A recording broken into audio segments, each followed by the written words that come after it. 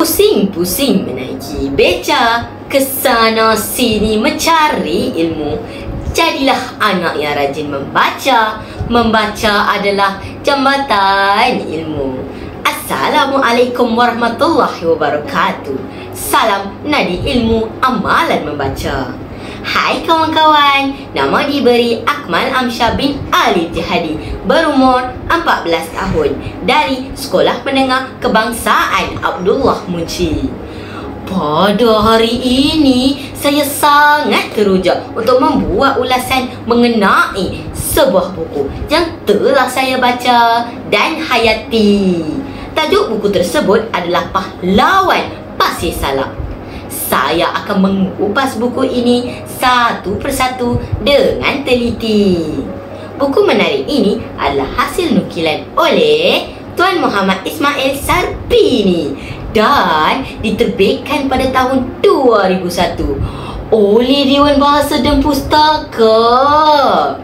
Buku ini mempunyai 107 halaman bercetak dan 10 bab yang mengisahkan semangat perjuangan menentang penjajah. Buku ini yang berkulit nipis dan saiznya yang sederhana adalah mudah untuk dibawa ke mana-mana. Nampak menarik kan? Selain itu, kulit muka buku ini amat mengagumkan kerana mengandungi lakaran wajah-wajah pahlawan, membangkitkan rasa ingin tahu sebelum kita menyelami isinya. Watak utama novel ini adalah Datuk Maharaja Lela. Perwatakan dan sikapnya yang berwibawa telah menarik saya untuk menghabiskan pembacaan buku ini tanpa henti. Jadi, kawan-kawan, bersedialah kerana saya akan membawa anda menyelami kehebatan buku ini dengan lebih mendalam.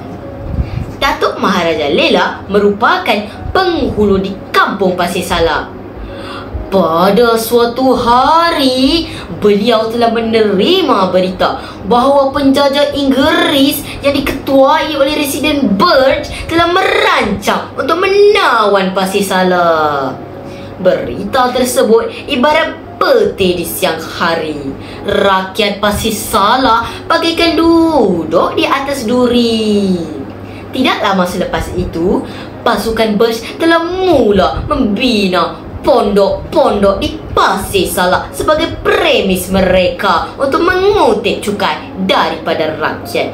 Dan ini telah membangkitkan kemarahan rakyat Pasir Salak. Kami tidak mahu dijajah. Kami sanggup berjuang. Kami sanggup berjuang. Begitulah sorakan rakyat di Pasir Salak. Namun, perjuangan mereka tidak semudah yang disangkakan. Pengkhianatan dari dalam menjadi duri dalam daging.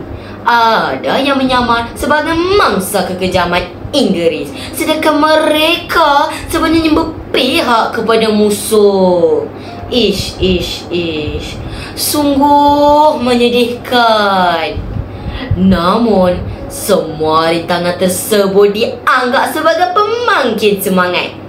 Hari demi hari, semangat mereka menjulang tinggi.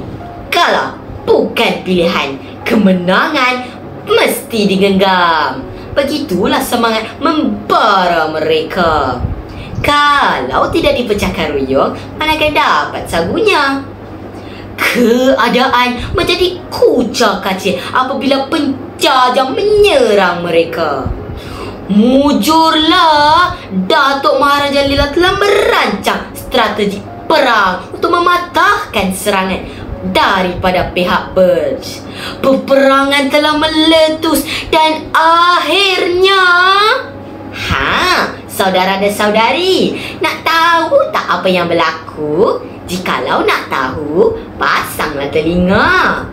Gerakan yang diketuai oleh Datuk Maharaja Lela akhirnya menemui kejayaan.